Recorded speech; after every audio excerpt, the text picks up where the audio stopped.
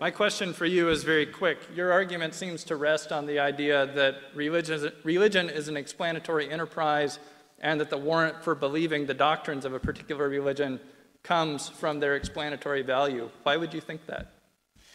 Well, because of religion's own very large claims. And because, it's something I didn't have time to go into, because not all these religions can be simultaneously true. I mean, there are enormous numbers of competing religions. It's another reason that it's obvious to me that they're man-made. It's what you would expect if it was man-made, that there'd be lots of religions with incompatible claims and theologies, and that this would lead to further quarreling. Either one of them is completely true, as the Roman Church used to say, it was the one true church.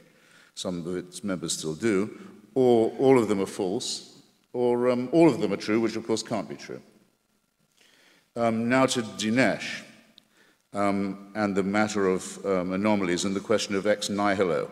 Half the time when I debate, it's people saying, nothing can come from nothing, you can't get something from nothing, so since there is something, someone must have wanted there to be something. Not, I think, a very impressive syllogism. I can't do it all this evening, but it's very easy for anyone to go and see Professor Lawrence Krauss deliver his brilliant lecture online called A Whole Universe from Nothing, which explains to you how indeed you can get very large numbers of things from nothing with the proper understanding of quantum theory.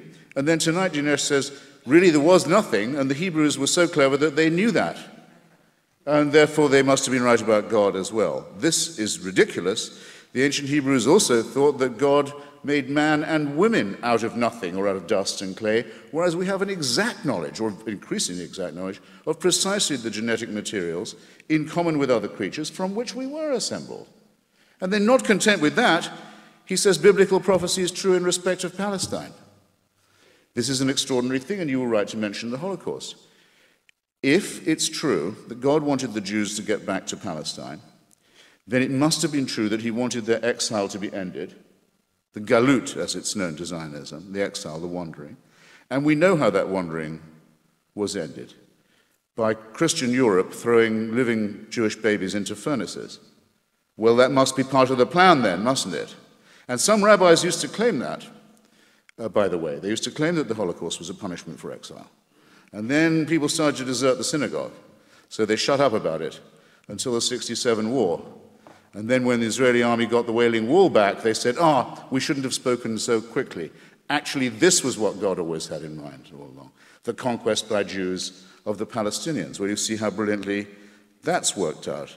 I don't think it's wise or moral or decent to try and detect the finger of God in human quarrels. I think the enterprise is futile, and it incidentally shows the absurdity of all arguments from design. Thank you.